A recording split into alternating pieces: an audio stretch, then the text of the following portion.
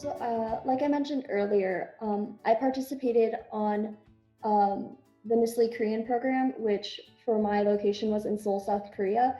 And so, as someone who is mixed race, half Korean, I kind of, I guess, had the privilege of, while being abroad, being able to kind of um, pass as Korean and kind of blend in. So I was like hyper aware of that identity in a way that I really never had been in America. Like in America, it was always, especially where I live, where there isn't a lot of diversity, it was very much like something I was constantly like aware of, like, oh, I don't fit in with the majority, I'm not part of the norm, like that sort of idea. But then versus when I was in Korea, it was a very different approach, because until I opened my mouth and I started speaking, then you could obviously tell that I wasn't at like native like citizen fluency by any means. So just, I guess, being able to just like visually at first glance kind of blend in made me like more aware of my identity in a way that I hadn't, I guess, been able to experience it in America. But then it also gave me the privilege of being able to like observe Korean culture from a different standpoint, since I wasn't instantly assumed to be always be a foreigner. Like it allowed me to connect in a way that I don't think I would have always had been able to otherwise. But then also, like, because I did sometimes like look Korean and people did sometimes perceive me as such, it was, I guess, an interesting thing that I was able to then bring up in conversation and be like, oh, like you're American? And I'd be like, yeah, my family, like half of my family is Korean, and like but I'm from America, and that's like, those are like two dual, I guess, identities that you get to hold and you get to share with other people in a way that they might not be expecting from Americans, which is always, it's interesting because people get to like, when you open up to them, like Ryan was saying, when you open up to them, they're going to open up to you. And I guess you can like share more than you might have otherwise been able to.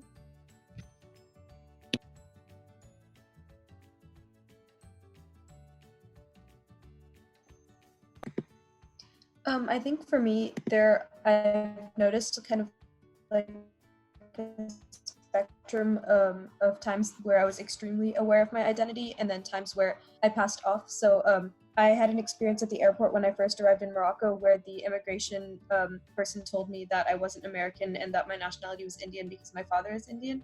I mean, both my parents are Indian, but because my father was born in India, she made me change my immigration card or whatever. So it was a very strange experience, and I thought that would set the tone for kind of my year abroad. But essentially, overall, I've actually been kind of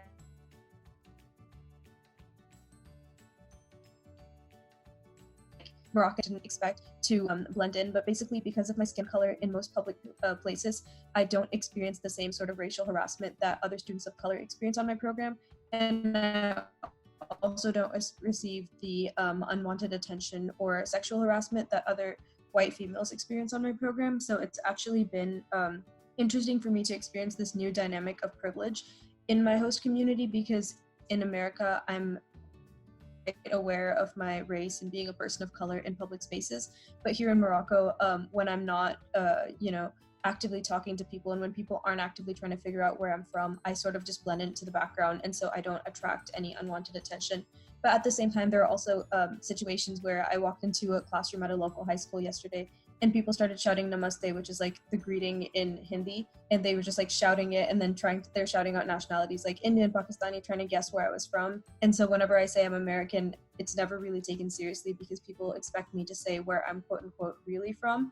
And so that's kind of something that I've had to deal with, but it also gives me a good platform to start a conversation, because I can start talking about American diversity and how being American doesn't mean that you're white or blonde hair or blue-eyed, but it can also just mean that you have an immigrant background and you belong to more than one culture, and that's kind of what America stands for. So it's been interesting because I've experienced a level of privilege, and I've been aware of that privilege and how it's given me certain advantages in my host community. But I've also experienced some levels of racial harassment, even though they're definitely not as difficult as it is for some of the students on my program.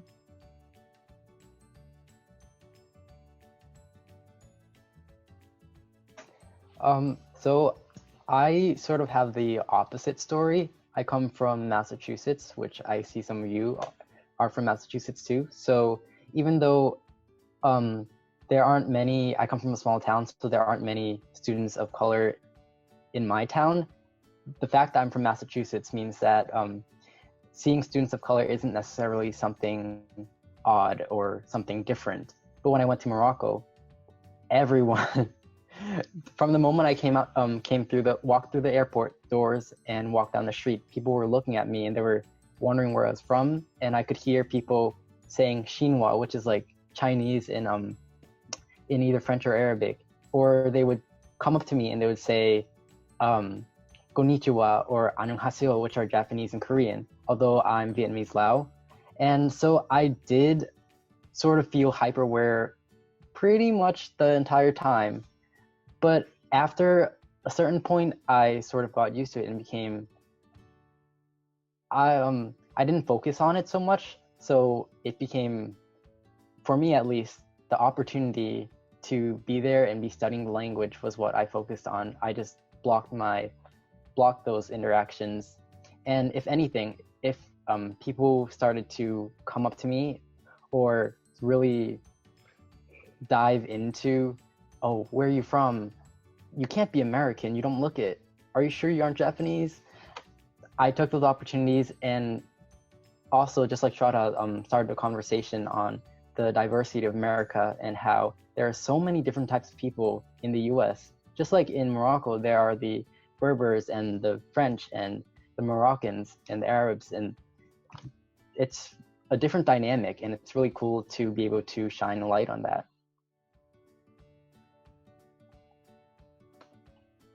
Yeah, and for me, similarly, I went to, like Katie, I went to Seoul, South Korea in 2017.